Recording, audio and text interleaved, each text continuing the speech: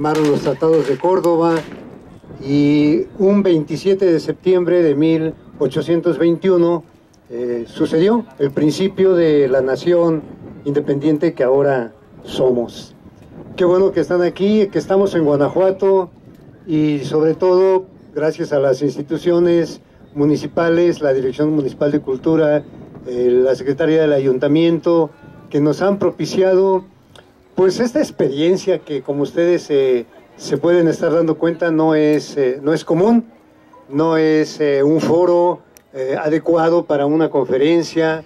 Preparamos algunas imágenes para comparar con documentos gráficos la ciudad que se ve, pero pues no hay condiciones para que las veamos. Yo pienso que esta misma conferencia ya con estas imágenes las podremos ofrecer posteriormente en el auditorio Jorge Ibargüengoitia de la Casa de la Cultura. Le diremos a su director Toño Borja que nos ofrezca una fecha y les avisaremos para que si quieren ir a ver las imágenes que preparamos, pues allá con toda calma en ese auditorio. Por ahora voy a apelar a su imaginación. Los que somos de la ciudad de Guanajuato no nos va a costar mucho trabajo identificar lo que mencionaré, pero quienes no son de aquí, quienes nos visitan, tendrán que usar mucho de su imaginación. El tema es, pues, ¿cuál fue la ciudad que vieron los insurgentes? Y para empezar tendremos que despejar. Olvídense de ese edificio blanco que ahí se encuentra, no existe. El año de 1810. A un lado hay un templo, la compañía, tampoco existe esa cúpula. Incluso aquí abajo, nuestro conocido Jardín de la Unión, pues no está, así como hoy lo vemos.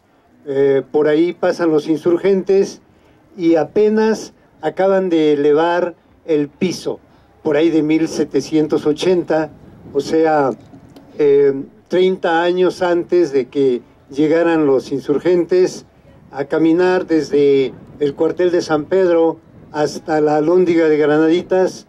Pasaron por donde ahora está solamente San Diego y el Teatro Juárez. No existe el Teatro Juárez.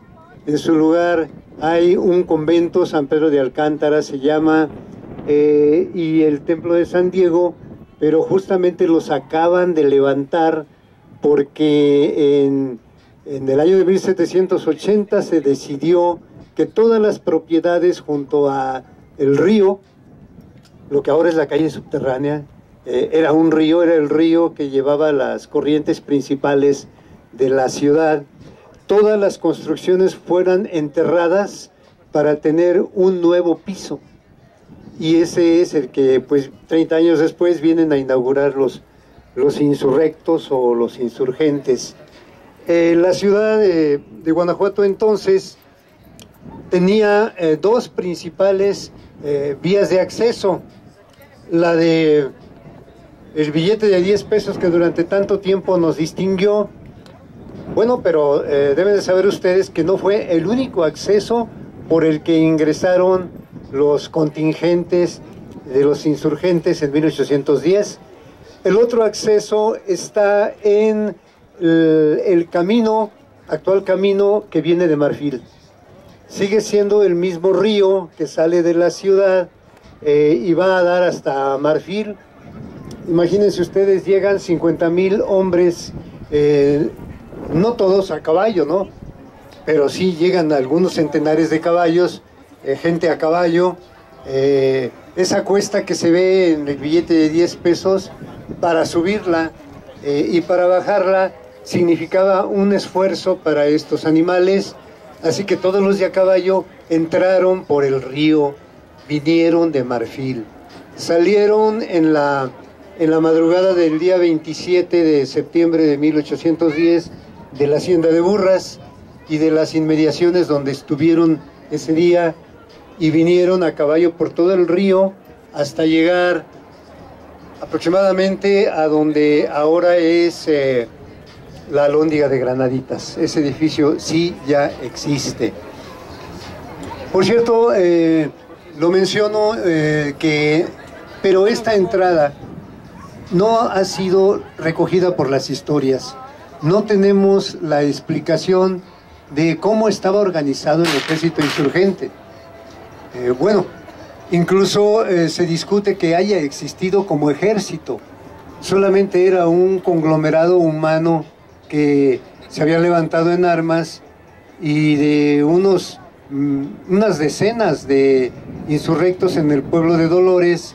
Al llegar a la villa de San Miguel, ya ahí se integraron cuerpos militares que sí había formalmente, y después en Celaya se integraron otros cuerpos de militares. En Salamanca se les unieron los peones de las haciendas agrícolas de todo el Bajío, de Irapuato, de Celaya, de otras regiones, hasta que ya para llegar a la ciudad de Guanajuato se contabilizaban en 50,000 efectivos. ¿Cómo habrían estado organizados? Tiempo después, en ese mismo año de 1810, en octubre, y ya en el pueblo de Acámbaro, donde ya se formaliza como ejército, ahí sí se distribuyen cada 1,000 hombres un mariscal de campo. Abasolo fue nombrado mariscal de campo.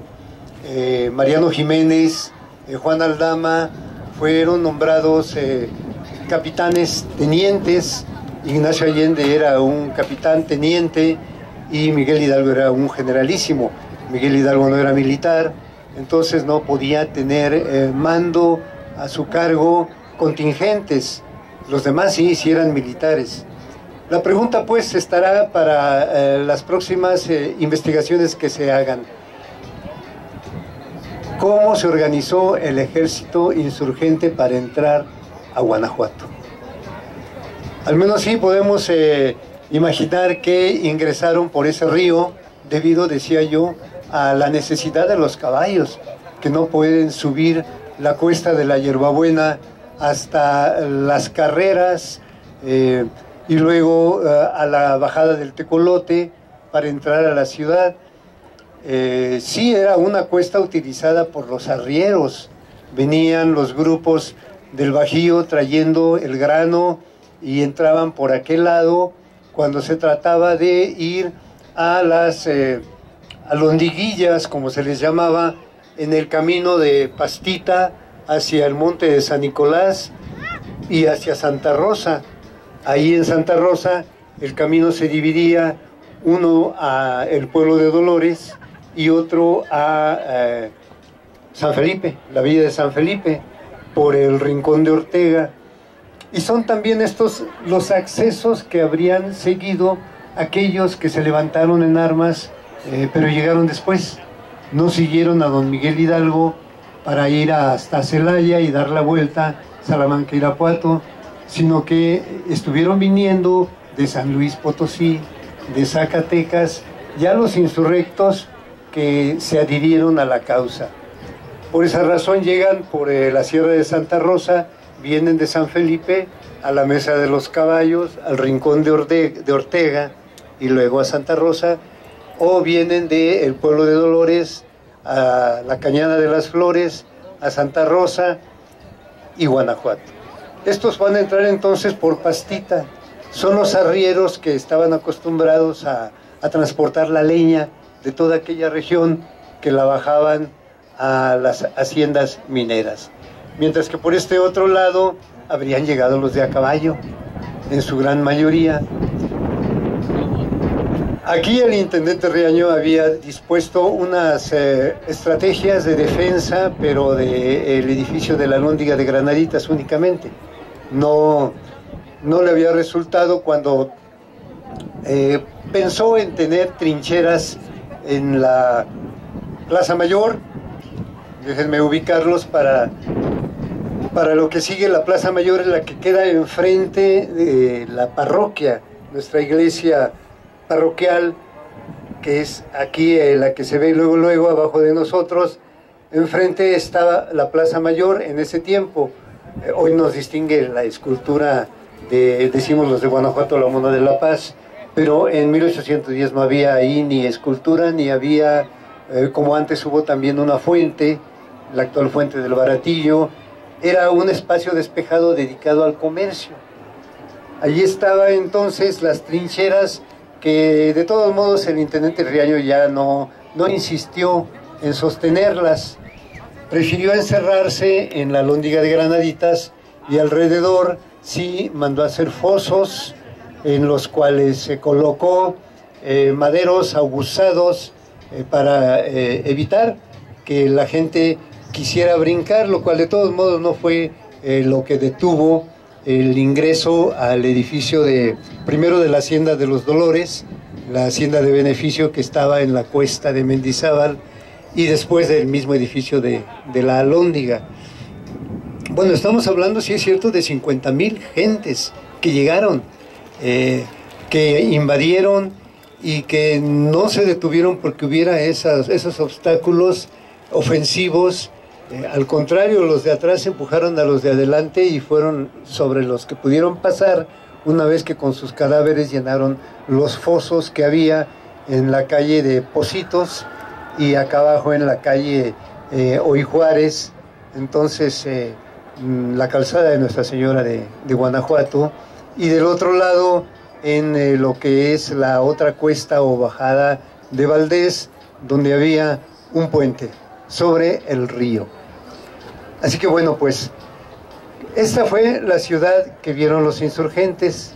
Les vuelvo a repetir, acababa de ser levantado el piso, era una nueva ciudad y sus aspectos se decía de belicosidad, de fragorosa, y ya no la tenía tanto porque justamente con ese levantamiento del piso se lograron aspectos más planos. Por ejemplo, una plaza, la Plaza El Baratillo, los que somos de aquí la conocemos, no existe hacia 1780. El río sigue marcando que por ahí no se puede pasar. Hay un puente que cruza del actual Templo de San José hacia la subida de la Cabecita, es el Puente de las Ánimas, un puente que salva el río.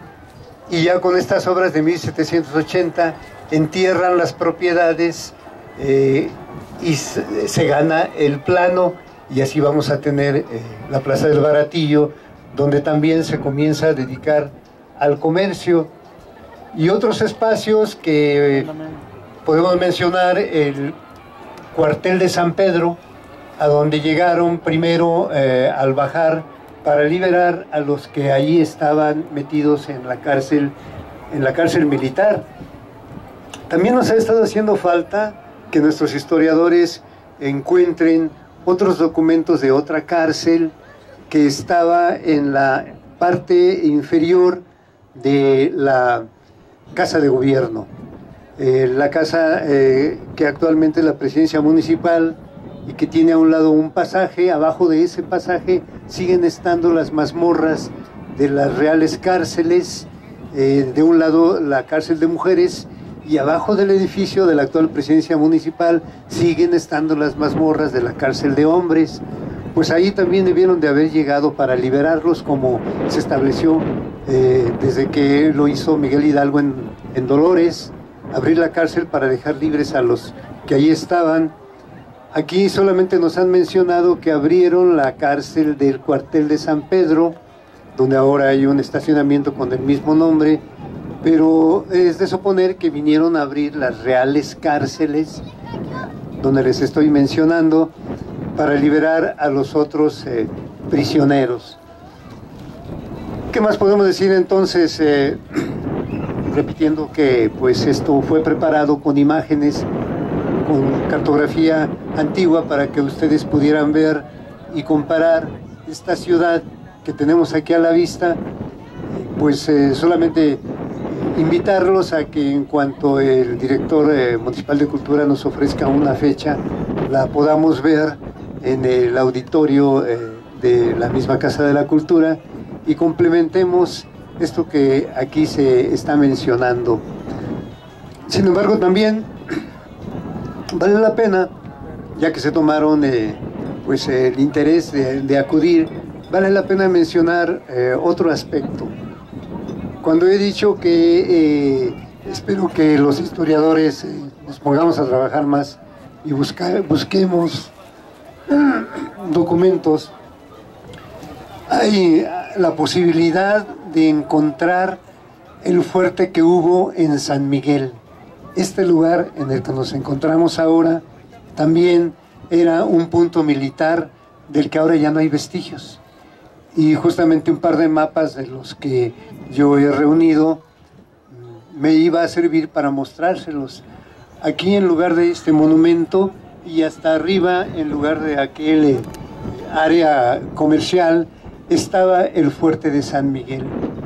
Pero de eso no nos dijeron nada las historias todavía. No tenemos una información si llegaron hasta acá, si había quien lo defendiera, o qué fue lo que pasó. ¿Por qué los historiadores no nos cuentan todo? Si pelearon aquí por defender la ciudad los realistas, o ya habían abandonado. Parece que sí habían abandonado ya los puestos de defensa, como era el cuartel de San Pedro, allá abajo, junto al puente de San Pedro, y entonces este fuerte de San Miguel también ya lo habrían abandonado para concentrarse en la Alhóndiga de Granaditas. Bueno, tampoco vamos a dejar pasar la ocasión para mencionar que no tarda en encenderse la ciudad, la iluminación artificial que aquí tenemos y que no existía en 1810.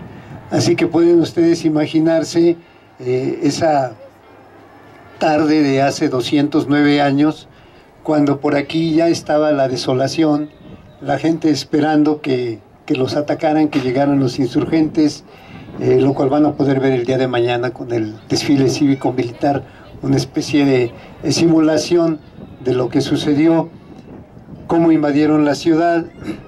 Pero aquella noche de 27 de septiembre de 1810, pues seguramente no había luces por ningún lugar, no encendieron las farolas, los serenos no salieron, y probablemente ya habrían tenido pues una noche terrible de angustia, de ansiedad, a lo mejor de mucho miedo, y también probablemente ya habrían comenzado a abandonar la ciudad sus habitantes que podían hacerlo, los que tenían animales para transportarse a otros lugares, a los pueblos arriba en la sierra, o ya habrían salido durante el día o en la tarde hacia el Bajío, a las poblaciones de Silao, de Irapuato.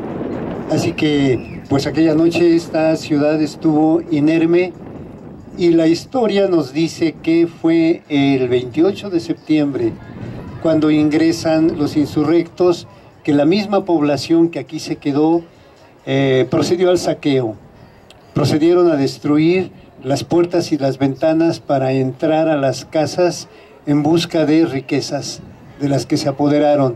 Es muy probable que todo comenzó la noche anterior, por esa circunstancia que estoy mencionando.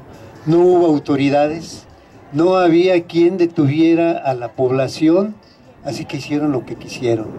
Y esto no lo tenemos todavía explicado en las historias. Por favor, ayúdenos ustedes, comiencen con la imaginación a elaborar cuentos, novelas. Hay una fabulosísima novela que se llama El ángel sin cabeza, que vino a vivir aquí una austríaca, Vicky Baum, un tiempecito, se dio y se documentó, leyó lo que pudo encontrar en los archivos y nos ha escrito una gran novela que se llama El ángel sin cabeza. Pero ella también empieza las acciones el 28 de septiembre. Yo creo que la noche anterior, la víspera, ya había aquí todo eso que sucede cuando la gente tiene sed de venganza. Como dice Fernando Benítez, el rencor de los siglos afloró, salió a flor de piel, y de esa manera se tomó la venganza largo tiempo retenida. El odio finalmente dio lugar a la violencia y a la agresión, y ya nadie pudo parar a los descendientes de Moctezuma, que habían sido humillados tanto tiempo. todo había comenzado el 27, la tarde, noche, que ya no había autoridades, que estaban encerrados en la Alhóndiga o alrededor de la Alhóndiga, cuidando el tesoro del rey, que ahí estaba, los impuestos, y cuidando a las personas de los ricos propietarios de minas y de haciendas que ahí estaban refugiándose. Así que bueno, pues esta fue una ciudad expuesta al vandalismo, al saqueo, a los abusos de toda índole, imaginen lo que ustedes quieran, y todo sucedió. Fue la venganza de Moctezuma, como dice Fernando Benítez en su libro de La Ruta de Independencia, cuando nos describe en su estilo de novelista también cómo habrían tomado la ciudad los insurgentes. Y como lo describe también Vicky Baum, la terrible pues situación en la que se vio una condesa austríaca que había venido a vivir acá, enamorada de un minero, y que vivió en la opulencia hasta que llegó el 27 de septiembre de 1810. Pues bien, yo creo que la imaginación nos puede dar para más. Si ustedes gustan imaginar cómo habría sido aquella tarde, aquella noche terrible, y hasta que llegaron al día siguiente por esas dos vías de acceso, y la tercera que también les acabo de mencionar, bajaron por los cerros, por aquella sierra, aquel cerro del fondo que todavía está poblado, que es Chichíndaro, y detrás de ese otro cerro que es el Meco, y el de la izquierda que es el más alto, y Sirena. Por allá estaban las guarniciones que llegaron de San Felipe. También de allá es el único lugar por el que se podía llegar de San Miguel el Grande. Ese camino ya ahora está impedido por la presa de la Begoña, pero era la única manera de comunicarse entre Guanajuato y San Miguel. Se quedaron allá arriba en los cerros esperando la llegada de Miguel Hidalgo y los insurgentes para atacar a la población, y de eso tampoco nos están diciendo nada todavía las historias. Así que pues venga la imaginación, supongan que ustedes eran de aquellos arrieros que trajeron desde Santa Bárbara en San Felipe las armas que Miguel Hidalgo les había mandado hacer, y que lo vinieron a alcanzar hasta acá para entregárselas. O por este otro lado les mencionaba el río que entra por lo que ahora es Tepetapa, a un lado de Tepetapa. Ahora ya hay un gran puente, pero no existía tampoco el año de 1810. Ahí solo queda el tajo del río. El barrio de Tepetapa terminaba donde está ese puente. No había manera de comunicarse con Tepetapa si no era a través de la Tamazuca, la callecita esta que va a dar al archivo histórico del Poder Ejecutivo. Era la única manera de entrar y salir hacia Tepetapa, de comunicarse hacia Santa Fe de Guanajuato. Y lo demás, pues imagínense toda la población que vino solamente a eso, al saqueo. Porque bueno, hay que poner un poco el tono en las historias. Sí, es la historia de la independencia, y es la historia de guerras y de batallas que, como han dicho otros estudiosos, no se ganan a besos y abrazos, se ganan a golpes y matando a los que se sabe que deben de morir para poder ganar la batalla, como sucedió. 1810 solamente inaugura 11 años de estas guerras, de estas batallas, y lo que vamos a poder tener también en la mente para llevarnos es: ¿y qué pasó después?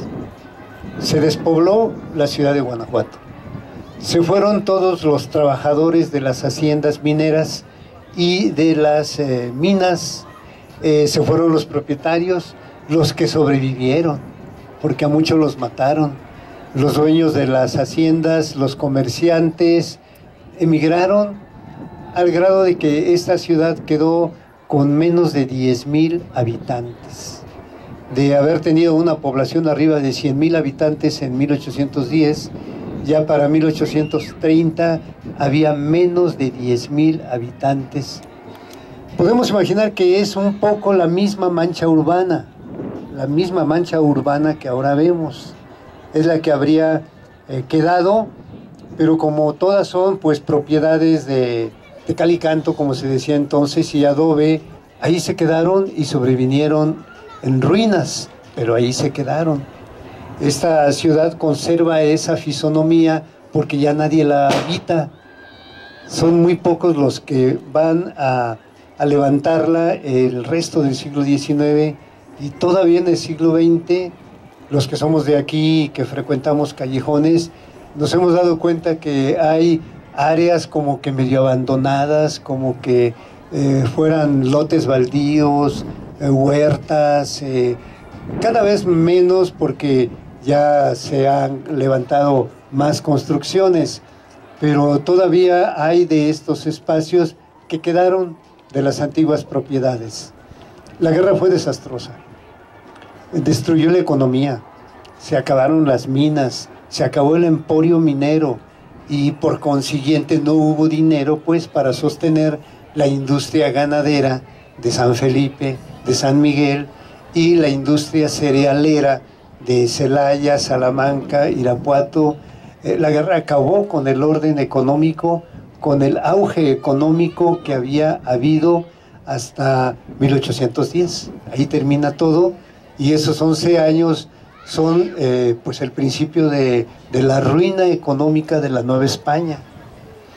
Así que bueno, pues yo creo que ya con esto podemos llevarnos algunas inquietudes para escribir nuestro propio ensayo de guerra, nuestro propio cuento, nuestra propia narración de qué habría sido de nosotros. Imagínense perdidos por esos callejones que quisieran ser insurrectos, insurgentes, realistas, huyendo o buscando contra quién vengarse, de quién desquitarse.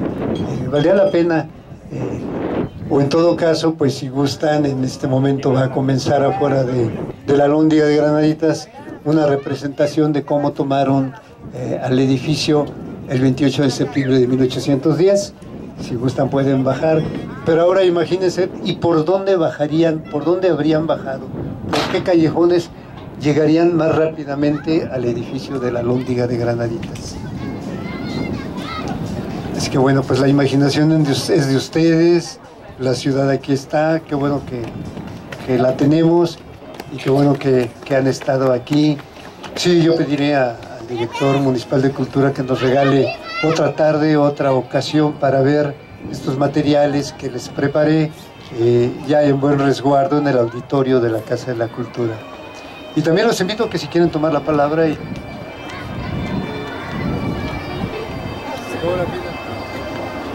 me quedo con la palabra, en todo caso, pues... Ahí sirve. Sí sirve. Si alguien quiere comentarnos algo, compartirnos algo, adelante, por favor. No sé si podría, doctor, abundar un poco más en la batalla del 28 de septiembre del día de mañana.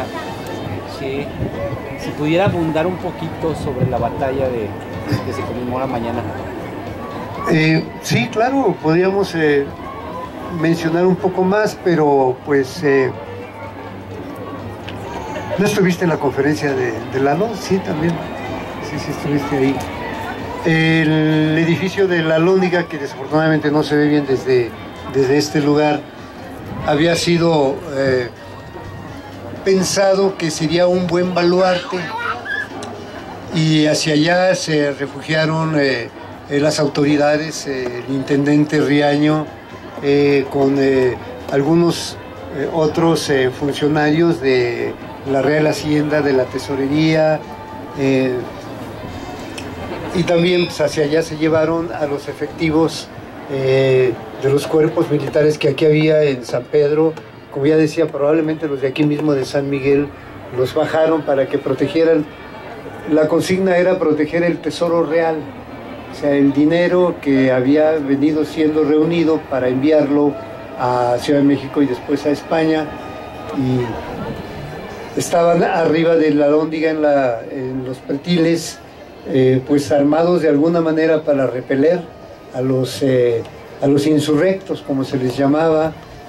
pero pues tal cantidad de individuos que llegaron y bajaron por allá, por el Cerro del Cuarto, que es el que queda de este lado, o por el otro cerro que es el de Gavilanes, viniendo de Tepetapa, Tamazuca, o los que bajaron por aquí, por este otro lado del Cerro de San Miguel, por estos dos callejones. En cuanto estuvieron a su alcance, a tiro de honda, comenzaron a apedrear en la azotea de la Alhóndiga. Venían bien cargados con piedras y eran gente muy diestra para manejar la honda. Se dice que a punta de pedradas bajaron la guarnición de la azotea y ya no pudieron evitar que se aproximaran al edificio. Pero de todos modos sí no era fácil entrar al edificio, a no ser por ese incendio de la puerta que sucedió.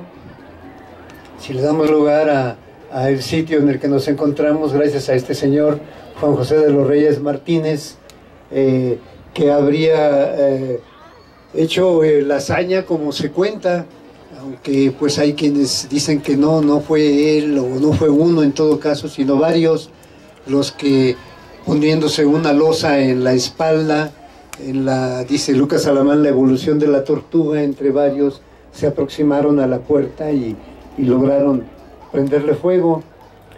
Haya sido como haya sido, dijo un célebre personaje, le prendieron fuego a la puerta y de esa forma entraron al edificio y a la matanza. No hubo otra forma de defender a la población, porque se encerraron allí en el edificio de la Alhóndiga y los efectivos militares fueron concentrados ahí, pero además estamos hablando de 50,000 gentes que vinieron sin armas realmente, solo con piedras, con lanzas. Cuando llegan los de Santa Bárbara, la hacienda de Santa Bárbara, hoy en el municipio de Ocampo, es lo que traen: lanzas, traen fisgas, traen lo que pudieron hacer, pero pues no había municiones, no había rifles, no había ese armamento para tanta gente. Así que fue una lucha cruenta, incluso cuerpo a cuerpo. ¿Quiere usted decir? Calleja entró Félix María Calleja entró por acá, por la Valenciana. No. Doctor. Es uno de los mapas precisamente que preparé, el mapa que él utiliza para ubicar el campamento allá afuera de Tepetapa. Entra por el río. Y por este lado llegó Manuel Flom, el conde de la Cadena. Él entra por allá, él sube por la Hierbabuena, baja por Tecolote, sí, Flom y la Cadena entran por este sector y Calleja entra por aquel para apoderarse de los sitios en las partes altas donde ya se habían establecido los insurgentes, pero esa es otra batalla. Y otra pregunta, doctor, usted nos dice que estuvo aquí un cuartel militar, el cuartel militar San Miguel.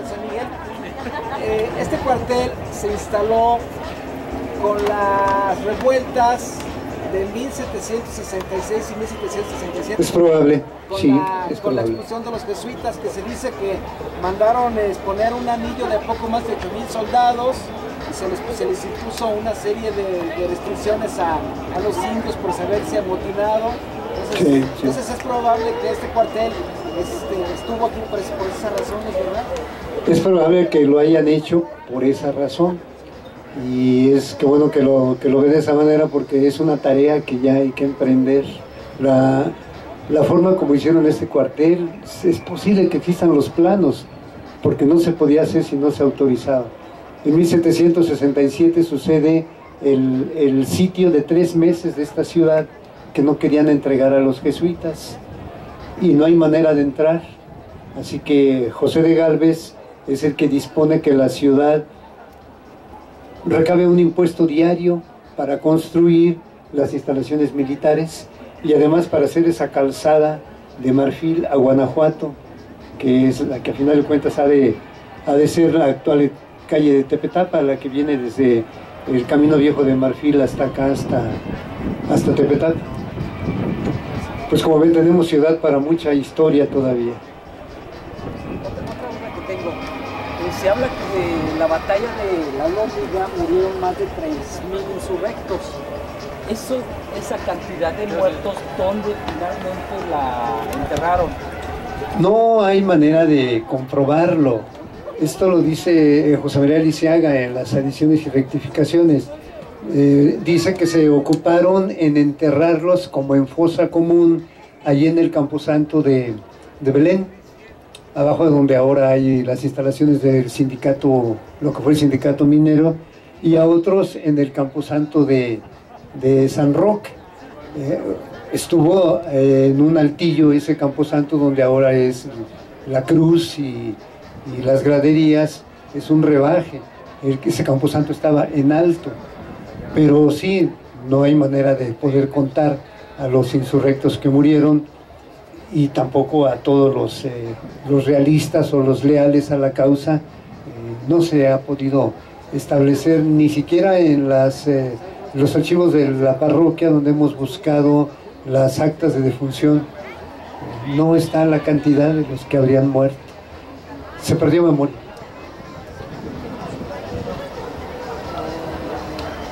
Bien, pues yo creo que ha sido todo por hoy y dimos nuestro mejor esfuerzo y reitero, los invitamos a que esta conferencia la tengamos en un espacio cerrado para que aprovechemos mejor. Muchas gracias.